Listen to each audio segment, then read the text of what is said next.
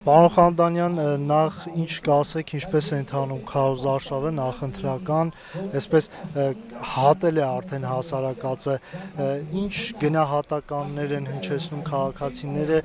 կուսակցության, երկրի ղեկավարի վստահության առումով, այս մասին ինչ կասեք։ Շատ ակտիվ, շատ բուռն է ընթանում մեր քարոզարշավը, իսկապես արդեն կեսը համարյա անցել ենք եւ դեռ այսքան էլ պիտի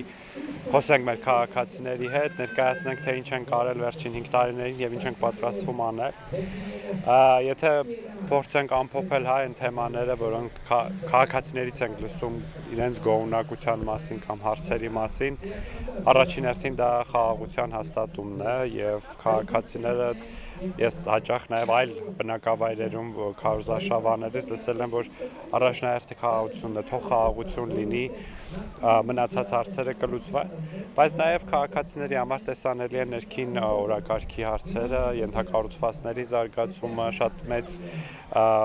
գոհունակությամբ են ընդունում առողջապահության ապահովագրությունը, թոշակների բարձրացումը եւ այլն։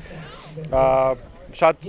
ոգևորիչ է տեսնել, որ այդ աշխատանքի արդյունքը, որը կատարվել է 5 տարիներին, տեղ է հասել եւ քաղաքացիները գնահատում են դա, բայց իհարկե, ինչպես ցանկացած քարոզարշավի ժամանակ, ինչպես ցանկացած շփման ժամանակ քաղաքացիները նաեւ խնդիրներ են բարձրացնում։ Այդ խնդիրները բազմապիսի են, սկսած արդարադատության համակարգից, վերջացրած սոցիալական ապահովման համակարգ եւ այլն, կրթության համակարգ, եւ մենք ուզում ենք պատասխանատվություն ստանձնել նաեւ լուծելու մնացած բոլոր խնդիրները։ Պարոն Խանոդանյան, կցանկանայի խոսենք նաև ձեր քաղաքական օպոնենտների, մասնավորապես ինչպես պարոն Փաշինյանն է նշում, պատերազմի եռագլուխ կուսակցության առաջնորդների հայտարարությունների մասին։ Վստահ եմ տեղյակ եք թե Քոչարյանի, թե Ծառուկյանի,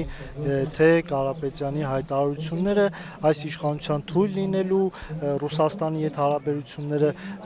վատթարացնելու եւ այլ մեղադրանքների մասին։ Դե բնական է, որ ընդդիմությունը եւ այդ ընդդիմադիր ուժերը բավականին ծանր են տանում մեր նկատմամբ քաղաքացիների այս վերաբերմունքը եւ իրենց մոտալուտ պարտության արդեն փորձում են համակերպել, բայց դա անում են բավականին ագրեսիվ ռետորաբանությամբ ու նաեւ փորձելով այս քարոզարշավի դրական լավ տրամադրությունը փոխակերպել կռվի, ինչը չի ստացվի դրած։ Եվ ի վերջո քաղաքացիները կտա դրած պատասխանը, ինչ վերաբերում է արտաքին քաղաքականության վերաբերյալ դրած խոսույթին, այդտեղ որևէ մեր հարաբերություններում որևէ երկրի հետ փոփոխություն չկա։ Մեր վերջի 3-4 տարիների արտաքին քաղաքական կուրսը բոլորովին չի կարող որևէ փոփոխության ենթարկվել պայմանավորված նախընտրական քարոզարշավով։ Մենք վարում ենք բալանսավորման եւ բալանսավորված արտաքին քաղաքականություն եւ նաեւ այս առումով ընտրություններից հետո եւս փոփոխություն չի լինի։ Դուք նշեցիք Ռուսաստանի հետ հարաբերությունները։ Ռուսաստանի հետ հարաբերություններում Հայաստանը շատ գործընկերային է տրամադրված։ Մենք ուզում ենք լավ նորմալ հարաբերություններ ունենանք Ռուսաստանի հետ։ Իհարկե, ինչպես մեր նախընտրական ծրագրում է նշված, մեր հարաբերությունները գտնվում են տրանսֆորմացիոն փուլում, ինչը բնական է։ Եվ մինչև հիմա, ինչպես հարցերը քննարկումների բանակցությունների միջոցով լուծվել են, այնպես է սրանից հետո ես կարծում եմ չպիտի որ խոչընդոտ լինի, որ մենք կարողանանք մեր խնդիրները կարգավորել։ Նաև կցանկանայի խոսեիք տարածվող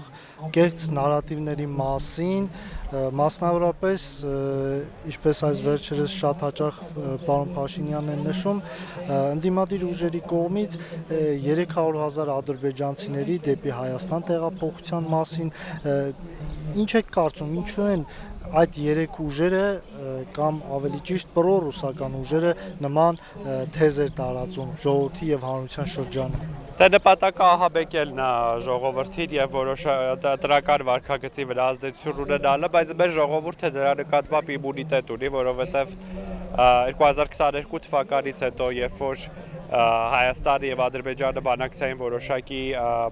բանաձև որդեգրեցին Ալմաթայի հռչակագրի հիման վրա փոխադարձաբար տարածքային ամբողջականությունը ճանաչելու եւ այլն։ Այդ ժամանակվանից սկսած ամեն օր ասում են հեսա պատերազմա լինելու, խաղաղություն չի լինելու եւ վերջո հաստատվեց խաղաղությունը։ Երբ որ սկսվեց սահմանազատման գործընթացը, ասում էին, որ հեսա բաները, գյուղերը կտան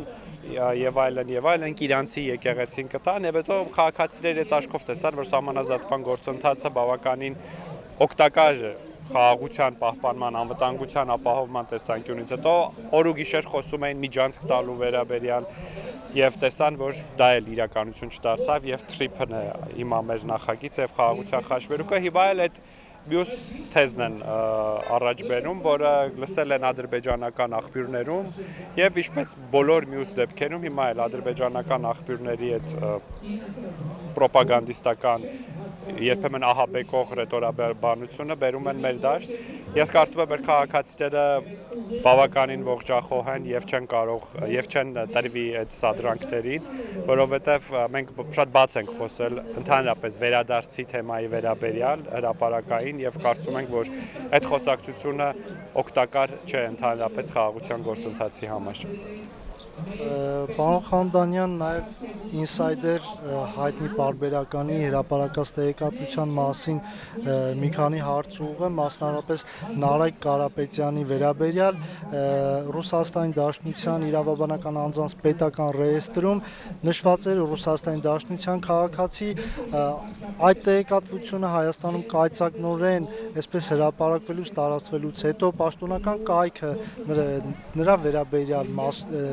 նրա մասով այսպես անհասանելի դարձավ, այնուհետև հասանելի դարձավ եւ վերախմբագրվել էր, որ Նարեկ Կարապետյանը ոչ թե Ռուսաստանի Դաշնության, այլ Հայաստանի Հանրապետության քաղաքացի է։ Անգամ Ռուսաստանի Դաշնության փոխարտգործնախարար Գալուզինը հայտարարել է, որ Նարեկ Կարապետյանը երբեք չի եղել Ռուսաստանի Դաշնության քաղաքացի։ Ինչ եք կարծում, ինչ են այս վերախմբագրումը, ինչ է նշանակում, ինչ են ցանկանում դրանով անել կամ ապացուցել։ Ճիշտ ասած, այդ դետալների չէի տիրապետում, այնուամենայնիվ այդ հարցը, այդ հրապարակումը իրավապահների ուշադրության կենտրոնում է, ես որքան գիտեմ քրեական վարույթ է հարուցվել եւ դրա շրջանակում, եթե բավարար ապացույցներ հայտնաբերվեն, որոշակի հետևանքներ կունենան, քանի որ հարցի իրավական տիրույթում ես չէի ցանկանա մեկնաբանել, բայց մյուս կողմից էլ այդ քաղաքական ուժի ռեսուրսը եւ շահերի կենտրոնը Ռուսաստանի Դաշնությունն է եւ իրենց առաջնորդը, ինչպես դրա կոչում են, որը վարչապետ եւ պատգամավոր դառնալու որևէ հնարավորություն չունի իրավական տեսանկյունից, նաեւ քաղաքական առումով իր շահերի ամբողջ բանը Ռուսաստանի Դաշնությունում է եւ դա այս նմանատիպ լուրերը որևէ կերպ անակնկալ չեն մեզ համար։